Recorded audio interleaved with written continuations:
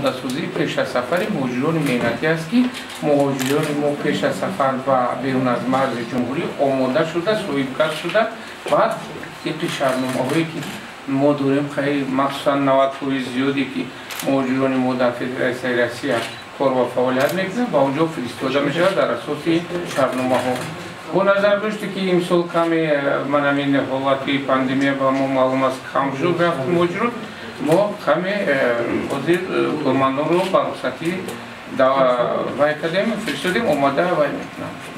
آن همین سیبخانه هست که از 4 طرف چقدر شما میبینید این کار دهنده خاصیت در فدراسیون روسیه میتواند با کارگری که میخواهد در فدراسیون روسیه کار کردن همینجا طریقی وای اسکایپ سوال و جواب کند، متخصص خود رو پیدا کند.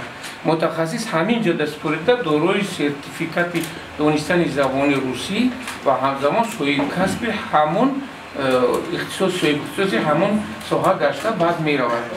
حقیقتا هستن شرکت‌هایی که به واسطه که ما شرطنامه داریم، یعنی در اساس شرطنامه‌شون تا اونجا بردن راهگیری همه صرفه‌ها را بینابر میگیرند و با وقتی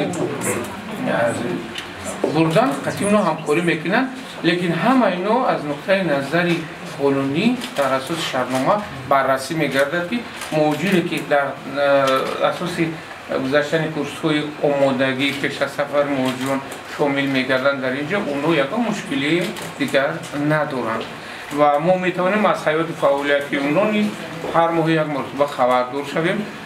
بعد اونجا بیوسته با نمایندگان وزارت مهنت مهاجرت در اونجا هست که اونا همکاری دارن، بعد دیاسپورای فعال داریم که همکاری میکنن.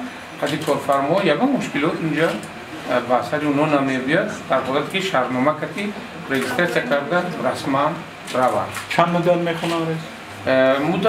کورس‌های آموزششون خورد است، ساعت‌های معین از 100 تا 112 ساعت. وقتی که اینا آماده میشن همینجا میشیند شخصی که با کار میرن اونو سوالشون میکنن، جواب که دادن الکترونی برید میبیا جواب که شما با فلان شرکت شامل میتونید کار بیاید.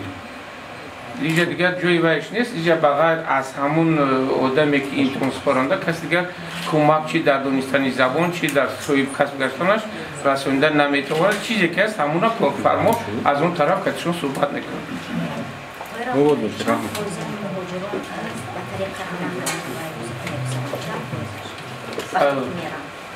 اکثریت سالهای قبلی اگر این سال 2019 به نهایت یک فرا گرفتن آموزش، چون این کورس آموزشی رایگان است بسیار بودن. این سال اکنون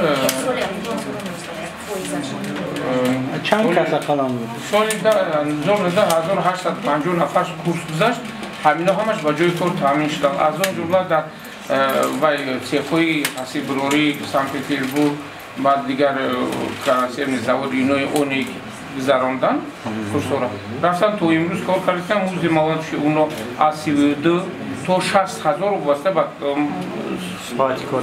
ساعتی کاری، یعنی ساعت بین است محصول مبلغ. خودتون میبینید جای کارو میبینید یا اون شرکت؟ قطعی اونا شرطنامه داریم، اونا آماده میکنن خلق روسیه و یا قبول کردن اینو میرن.